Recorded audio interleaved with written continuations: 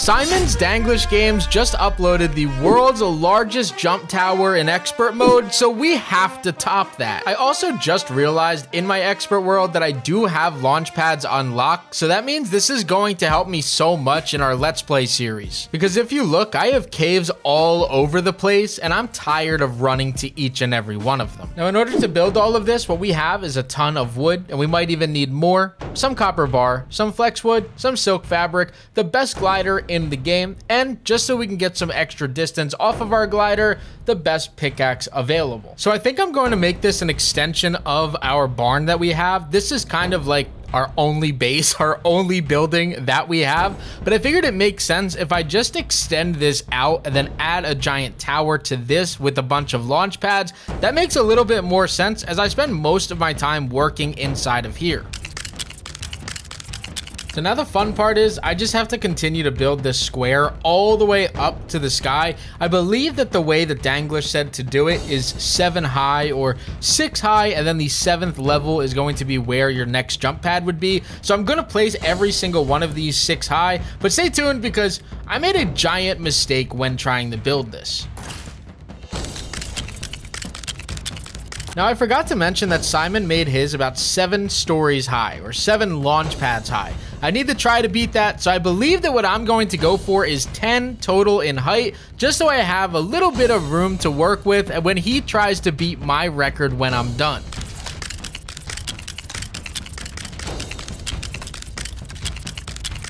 All right, I'm curious to know, if you guys can tell what the problem is with my jump tower already in this video, comment it down below and make sure you don't cheat, because I'm going to tell you what the problem was later on in this video, but try to tell me before I tell you guys.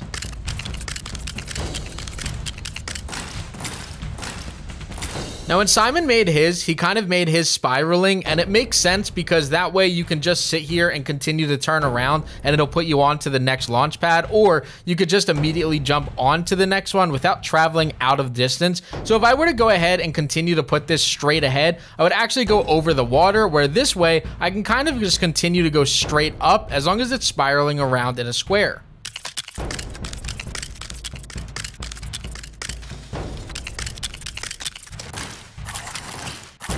Now, it's kind of gloomy out, but I am pretty much as high as I could possibly go. I mean, I could, I guess, go a little bit higher than this, but you guys can see I'm going to be able to travel all the way to the Frostlands using this, and even go ahead and get myself to any of the Dry Valley caves that I'm going to need to get to. But you guys can see I have 1 up top, 2, 3, 4, 5, 6, 7, 8, 9, and then 10 total launch pads. There might actually be 11 total launch pads here going all the way up to maximum height, or at least close to maximum height. So drum rolls, please, as we turn ourselves around. You guys are going to be able to see the ugliest build you have probably ever seen ever. This is our giant jump tower for now. We're going to have to clean this up, but you guys can see it is extremely high up. Now, before we put this to the test, we have to make ourselves a new weapon, which is going to be the purple recurve bow. We unlocked this after we got ourselves some frostpine and iron bars after our last adventure. So we are very organized, but we're organized chaos, I guess you would say, because I don't actually know where things are. I just know that when I find them, they're in a very organized spot. But we do have the drawstring, the 3 iron bars, and the frostpine from when I was out going ahead and farming last time. That is going to give us that purple recurve bow, which is really nice, but now we need to upgrade it and make ourselves some arrows. So in order to get everything that we need, we're going to need 3 total blast core, 3 total ruby, some feathers, and some wood. But there's also something that recent comments have kind of gotten upset with me about that we're going to fix right now.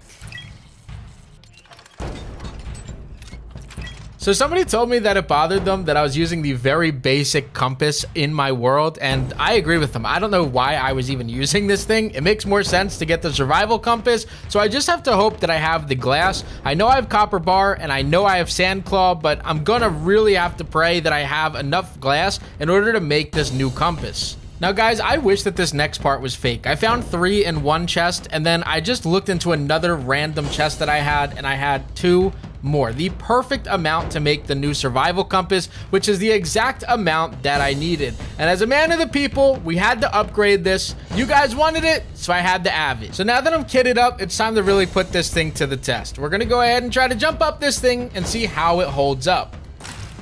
And I think that you guys can see the immediate design flaw in this thing. When I built these walls, it has the hooks pointing inwards, and they're so easy to run into.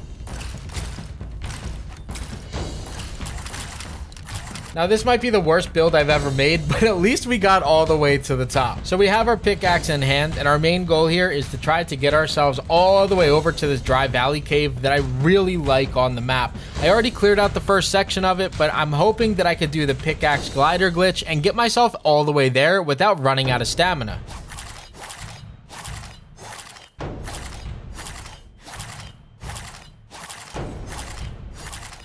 So I think you guys kind of get the point. The even better news about this entire thing is the pathway to this cave actually has a few of these geysers. So I'm not even at about half of my stamina yet, and I'm still going. And I'm finding these geysers all on the way, which makes it even easier because I can continue to do this glider pickaxe glitch all the way over here, hit these geysers, and then hopefully get myself into this cave, which it does seem like I'm going to be able to do because it's literally right in front of me. So after going ahead and doing this without burning more than half of my stamina, I was able to travel from my village inside of the grasslands all the way over here to a dry valley cave. Now, I made this long trip and I completely forgot to switch out my charms, so I have inner fire charms inside of a dry valley lava cave. I already cleared off the first part of this, so I want to actually clear out this second part of this cave and then hopefully come back a third time and clear out the final part of this. But this only gets harder the deeper that you go in, and there looks to be a ton of really solid materials here.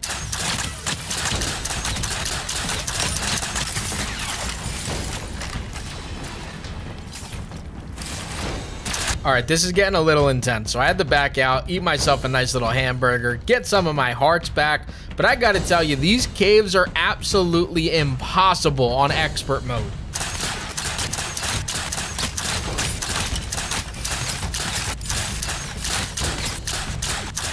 And we did it. After almost dying probably 15 or 16 total times, maybe you guys can go through and count, we finally cleared out the second part of this cave, which means that now we have all of the ruby, all of the copper bars from the barrels, all of the obsidian that's on the wall. We have all the material here that we can collect now and bring back to the main base.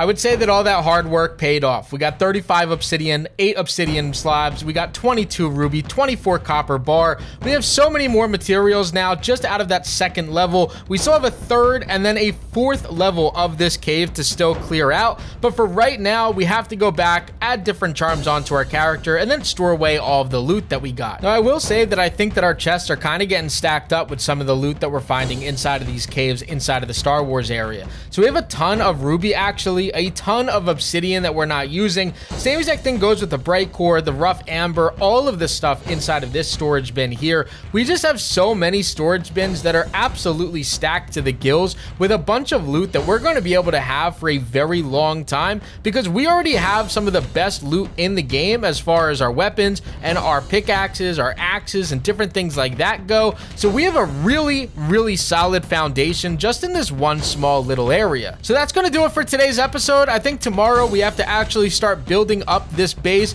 It's very ugly the way that it looks. We have this giant tower now for the launch tower, and then we have one red barn, and the rest of this is just ugly. So we're going to fix that up tomorrow. I hope that you guys enjoyed this video. Don't forget to leave a like, comment, and subscribe. And as always, guys, this was Crafty, and I'm out. Peace.